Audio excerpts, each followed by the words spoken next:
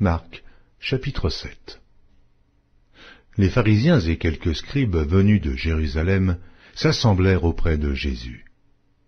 Ils virent quelques-uns de ses disciples prendre leur repas avec des mains impures, c'est-à-dire non lavées. Or les pharisiens et tous les juifs ne mangent pas sans s'être lavés soigneusement les mains, conformément à la tradition des anciens. Et quand ils reviennent de la place publique, ils ne mangent qu'après s'être purifiés. Oh, ils ont encore beaucoup d'autres observances traditionnelles, comme le lavage des coupes, des cruches et des vases d'airain. Et les pharisiens et les scribes lui demandèrent : « Pourquoi tes disciples ne suivent-ils pas la tradition des anciens, mais prennent-ils leur repas avec des mains impures ?» Jésus leur répondit : « Hypocrites, Ésaïe a bien prophétisé sur vous, ainsi qu'il est écrit : Ce peuple m'honore des lèvres, mais son cœur est éloigné de moi. C'est en vain qu'il m'honore, en donnant des préceptes qui sont des commandements d'hommes. Vous abandonnez le commandement de Dieu et vous observez la tradition des hommes. » Il leur dit encore : « Vous anéantissez fort bien le commandement de Dieu pour garder votre tradition, car Moïse a dit : Honore ton père et ta mère.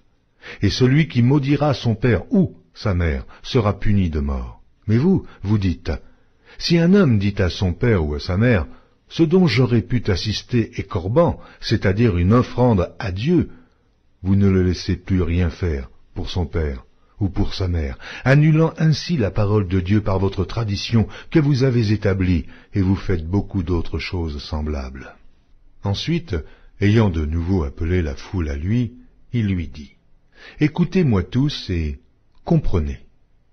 Il n'est hors de l'homme rien qui, entrant en lui, puisse le souiller. Mais ce qui sort de l'homme, c'est ce qui le souille. Si quelqu'un a des oreilles pour entendre, qu'il entende. » Lorsqu'il fut entré dans la maison, loin de la foule, ses disciples l'interrogèrent sur cette parabole. Il leur dit : « Vous aussi, êtes-vous donc sans intelligence ? Ne comprenez-vous pas que rien de ce qui du dehors entre dans l'homme ne peut le souiller ?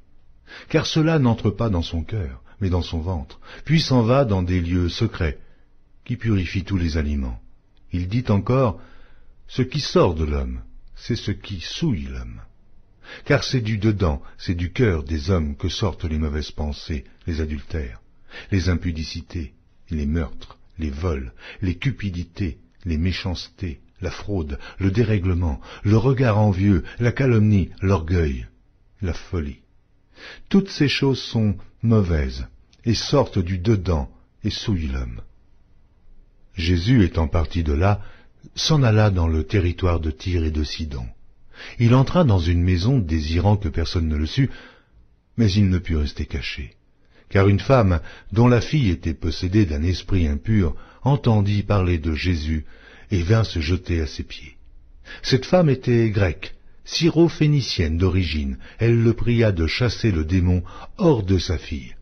Jésus lui dit : « Laisse d'abord les enfants se rassasier, car il n'est pas bien de prendre le pain des enfants et de le jeter aux petits chiens. »« Oui, Seigneur, lui répondit-elle, mais les petits chiens, sous la table, mangent les miettes des enfants. » Alors il lui dit : « À cause de cette parole, va, le démon est sorti de ta fille. » Et, quand elle rentra dans sa maison, elle trouva l'enfant couché sur le lit. Le démon était sorti. Jésus quitta le territoire de Tyr et revint par Sidon, vers la mer de Galilée, en traversant le pays de la Décapole. On lui amena un sourd qui avait de la difficulté à parler, et on le pria de lui imposer les mains.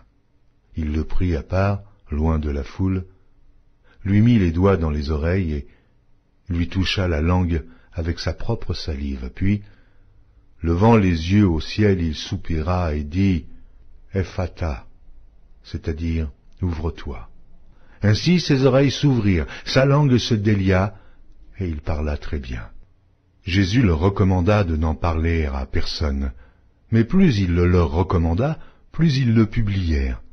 Ils étaient dans le plus grand étonnement et disaient : « Il fait tout à merveille. Même il fait entendre les sourds et parler les muets. »